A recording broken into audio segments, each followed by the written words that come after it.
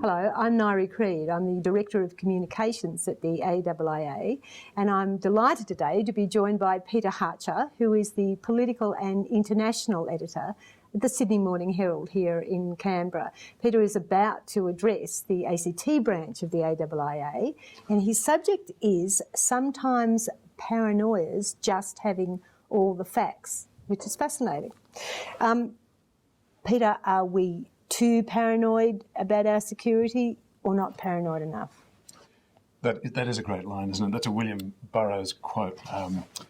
And I wouldn't say that Australia traditionally lacks fears, and we don't even really lack fears now. There was a great book, 1972, called The Frightened Country, written about Australia, which said that Australians were haunted by the key term was an unreasoning fearfulness, and that was written by the former head of the Department of Foreign Affairs and Trade, so it was a well-placed diagnosis. I would say, though, that a lot of fears that Australia has had on the worry list, on the risk list, have now materialised into reality. They've crossed from these nasty things could go wrong one day into these things are now happening to us. I don't think, although we've got all the information, we can see all the things happening, I don't think we've really grasped and internalised the change, that these are no longer things we need to scan the horizon for. These are actual problems playing out in our country, in our lives, and we have, as a country, failed to respond adequately. Are we not prepared? Are we not sufficiently prepared for them? Have we not been sufficiently prepared for them in the past? I think the fact that we had these fears on our sort of risk list means that we knew that they were a possibility. I just don't think we've reacted sufficiently. I just don't think we've processed it. I don't think we've put all the elements together to get the whole picture. And I don't think our response is anywhere near the change in our circumstances, internal and external. Let's get specific. What are the security threats, and what are we doing about them, or what do we need to do about them? Well, we used to, there'd be conferences, or there'd be learned papers, or there'd be government white papers that would list lots of things that could go wrong. Lots of papers, lots of speeches, lots of risk surveys, and lots of look-aheads.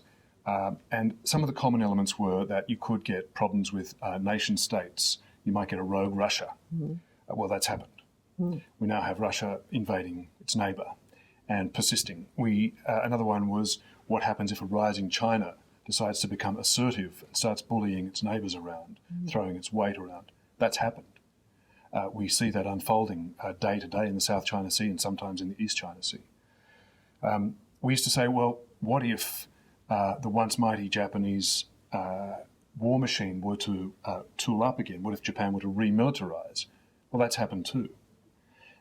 What about if our great source of reassurance with all these risks, the US, were to suddenly become timid or lose its will or its ability to protect global stability, particularly stability in the Asia-Pacific?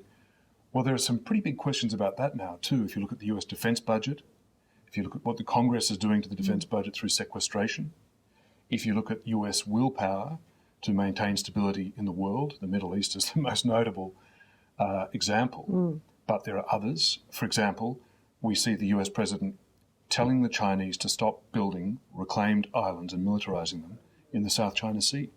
What do the Chinese do? Completely ignore him. What does the US do? Absolutely nothing. Which is rare and unusual and unheard of.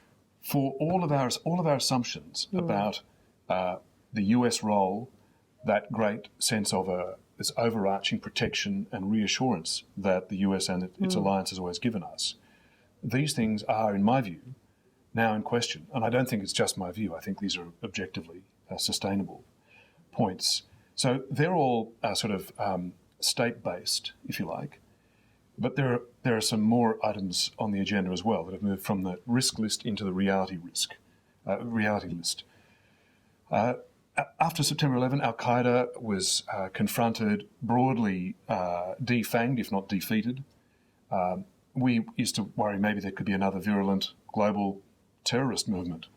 Well, that's happened too. And it's if anything, it's more virulent than Al-Qaeda. And Al-Qaeda itself hasn't entirely been wiped out either. So we've got one of those. What about, we used to say, what about if there were a stepped up, fully armed sectarian clash between the Shia and the Sunni branches of Islam? Well, that might be going on too. Have a look at what's going on in Yemen. Point by point, all of these things have gone from being things that was fashionable to worry about in academic conferences and government white papers to things which are actually now playing out in the world around us. Now, I'm not sure if I've got, I think, is that 6? I think that might be 6. The 7th I put on my list that we used to think, just a couple of years ago, we used to say, if we don't fix this, climate change will do nasty things to not only our climate, our weather, our food production, but also to security because of things like displacement of people from affected, disappearing islands, affected areas. Well, we now know that even if the Paris conference manages to deliver all the promised goals, all the promised pledges by all the countries, that is inadequate. The French, the hosts, have said it themselves, that would be inadequate to the task of keeping global warming to the 2-degree level, which is considered to be the threshold of danger. So on the current trajectory, we are actually doing that. We are doing that to ourselves, and that is now a reality as well. Paranoia is just having all the facts. So do our governments and our security agencies have all the facts or not? I think they certainly have. It would be wrong to say that the agencies, government departments, don't have the information to piece together all the things that we've just run through. They know all of that. The question is, how do you synthesize it? How do you conceptualize it? And how do you act on it? I don't think that, and that's really something that has to be done at the political level.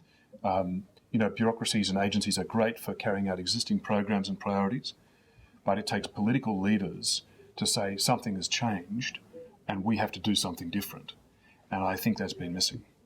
Is there the political will to do that? You're in Parliament House. Yes, You're in Parliament House. Far too much, I'm afraid, Niree. So you see a lot of political will or lack of it. Yeah. What I think there is a lack of political focus on these questions. We see episodic moments of realisation. Certainly, everybody in the Australian political system is completely alert to the reality of the so-called Islamic State group. You could certainly not say that the government hasn't been active in its response, and its responses insofar as they've gone have been, you wouldn't criticise them insofar as they've gone. But then you put together all the other elements that we've run through as well. Is there a conception? Do we understand as a political system and as a larger population that the risks in the world have gone up dramatically, the dangers to our physical security from nation states and terrorist groups, plus the climate problem? Have we put all this together? Do we have an adequate response? I don't think we do. We'll leave it on that negative note, Peter. Thank you. Oh no, it's an exciting note because it's full of promise for future opportunities for our political leaders to wrestle with these. Fantastic. And they'll all listen to you. It's lovely meeting you, Peter. Thank you very much indeed. Pleasure.